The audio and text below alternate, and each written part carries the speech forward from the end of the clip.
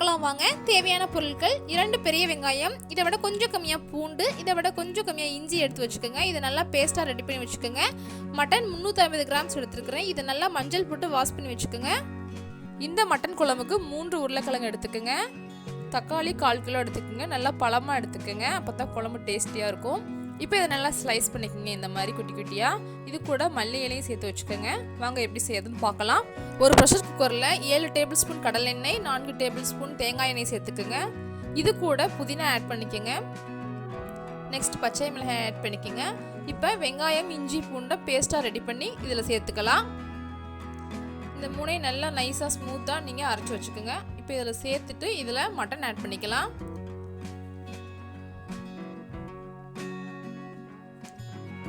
இந்த mutton kurma white rice, chapati, parotta, idli, dosa, idiyappam இதுக்கு எல்லாமே ரொம்ப டேஸ்டியாக இருக்கும். ட்ரை பண்ணி பாருங்கள்.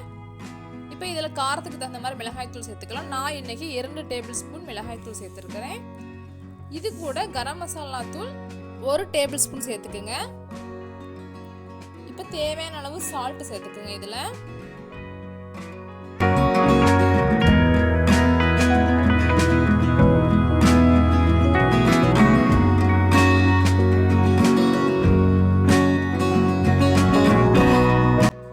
இதை நல்லா மிக்ஸ் பண்ணிக்கோங்க. இந்த மிளகாய்த்தூள் நல்லா மசாலாவோட சேரணும்.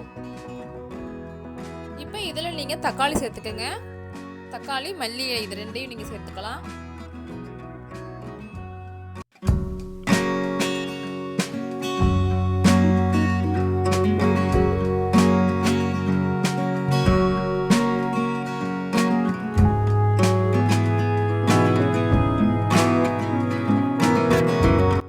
இந்த தக்காளி நல்லா மசியணும்.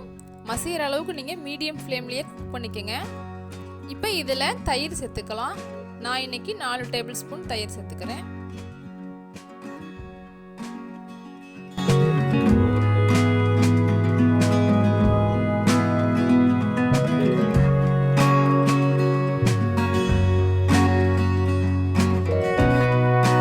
இப்போ தேவையான அளவு தண்ணி சேர்த்துக்குங்க.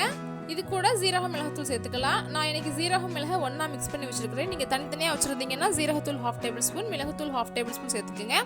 நான் ஜீரக மிளகாத்தூள் 1 டேபிள் ஸ்பூன் சேர்த்துருக்கிறேன். இது கூட தனியாத்தூள் 2 டேபிள் ஸ்பூன் சேர்த்துருக்கிறேன். இப்போ இதை நல்லா மிக்ஸ் பண்ணிக்கோங்க. மிக்ஸ் பண்ணிவிட்டு க்ளோஸ் பண்ணி 3 விசில் விட்டு எடுத்துக்கோங்க. அதாவது மட்டன் 70% குக் ஆகணும். ஸோ ஒவ்வொரு குக்கரில் ஒவ்வொரு மாதிரி உங்களுக்கு குக் ஆகும். ஸோ அதுக்கு தகுந்த மாதிரி நீங்கள் வேக வச்சு எடுத்துக்கோங்க. இப்போ உருளைக்கிழங்க நல்லா தோல் சீவிட்டு கட் பண்ணி வச்சுக்கோங்க. 4ஆக கட் பண்ணிக்கோங்க. கொஞ்சம் பெருசாக கட் பண்ணிக்கோங்க உருளைக்கிழங்க. இப்போ விசில் விட்டதுக்கு அப்புறமா ஓப்பன் பண்ணி பாருங்க. இந்த ஸ்டேஜில் நீங்கள் உருளைக்கிழங்கு சேர்த்துக்கோங்க. மறுபடியும் நீங்கள் 1 to 2 விசில் விட்டு எடுத்துக்கோங்க. ஏன்னா உருளைக்கிழங்கு குக் ஆகணும். இந்த உருளைக்கிழங்கு 90% குக் ஆகணும். ஏன்னா நம்ம இதுக்கப்புறமா ஃபைனலாக தேங்காய் ஆட் பண்ணி அதை ஒரு 5 மினிட்ஸ் குக் பண்ணுவோம். ஸோ அதுக்கு தகுந்த மாதிரி நீங்கள் விசில் விட்டு எடுத்துக்கோங்க.